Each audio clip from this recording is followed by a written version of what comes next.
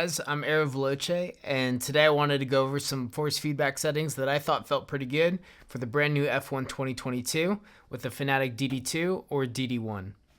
Now, I am running the game on PC, so if you're playing on console, I'm hoping that the settings work just as well or just the same, but your mileage may vary depending how good the console feedback is versus the PC. So just want to put that out there because I know some games from PC to console, even though they're the same exact game, for whatever reason, the force feedback signals aren't quite the same. All right, so for our in-game settings, we're going to go to the game options, and we're going to go over to... here we go, controls, vibration, and feedback. Go all the way to my custom preset, edit, and then we'll see calibration up here. And with the DDs, you don't need any of the calibration stuff, no dead zones or anything like that. Everything's really, really snappy, so we don't have to worry about any of those settings. And then for the vibration and force feedback, we're just gonna copy these settings here, set it your strength to 50. And the effects, I left it at the default 50. I kind of like feeling the effects and feeling them pretty, not too strongly, but if they do feel like they're too strong for you, you can drop these down to like 30 or like 25 and see if you like that better. But if you turn it down too low, then you kind of just feel like you're driving on a smooth, like perfectly smooth concrete all the time. So moving on, we have the wheel damper, set that to 0. Understeer enhance, we're gonna have that off, and then we're gonna have our wheel rotation at 360, and then 900 is fine for the supercars. So pretty easy for the in-game stuff. Not much else we have to do there. And then now we'll go on to the actual wheelbase settings themselves. All right, so moving on to the actual wheel settings themselves, we're gonna start off with sensitivity. Of course, we're going to match that to the in-game, so that's going to be at 360. Our force feedback strength, this is going to be at 60. And if you're on a DD1, you would want to set this to 75. Anytime you're using force feedback settings from a DD2, you're just going to multiply the number by 1.25. And also, if you feel like 60 is too much or too little, you can always just boost it or lower it depending on which you prefer. All right, so force feedback scale, we're going to have at peak. Natural damper, we're going to set to 20. And if you are running more force feedback than 60, you might want to bump that up a little bit to like 25 or 30 if you're running a lot. And if you're running less, then you might want to lower it down a couple ticks or to like 15 or something like that. Natural friction, we're going to have off. Natural inertia also is going to be off. Force feedback interpolation, we're going to have set to 5. Force feedback intensity, we're going to set to 100. Force effect 100, spring effect 100, damper effect 100. And then the rest of the settings you can set to your preference, like brake force around 100%, but you might only want 60 or 80% or something like that. Now lastly, if you're running the clutch paddles, unfortunately F1 2022 doesn't technically support a analog clutch. It's just more of like a button press.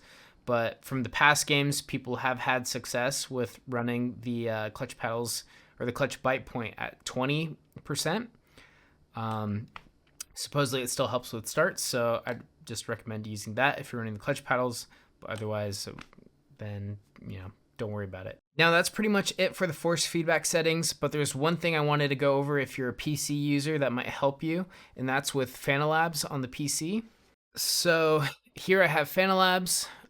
We're on the main page. And basically what's going to be useful for using Fanalabs with F1 2022 is saving your profiles. And that way, every time you boot up the game, you don't have to worry about, switching what profile you're on. It'll just automatically load to the settings that you just set, and you'll never have to really touch it again. But in order to do that, unfortunately, F1 2022 isn't like built into Fanalabs yet, so we can add it as a custom game. And how we're going to do that is we're going to be on the main page, right at the top here, click that. And then at the very far right, there's a little green plus symbol, and you hit that, and this will allow us to add a game. So you just, type in the title, F1 2022, and then you're going to grab an image. You can have like the F1 2022 image there. And then we're going to want the Steam ID, which is 1692250. And the last thing here is the exe detection. So we're gonna find our game file. So go to your local disk, your program files, x86, and then we're gonna look for Steam right down here. And then we're gonna go to Steam apps, then the common, and then F1 2022 right here. And then here's the exe file, this application. Then you'll just hit open. And now you'll have everything set to be able to save profiles. So you'll just go over here and hit add. And I've already done it, so I'm gonna hit cancel in my case. Then if you go over to game profiles, you'll see a couple of them over here. And in the custom ones, there's my F1 2022. Now you can save the profile we just set to this game. So I can type in a name. We can name it best settings ever, or worst settings ever, depending if you like them or not. And then we'll just hit save. And then now next we have all the different profiles. We have default here, F1 car, just different examples.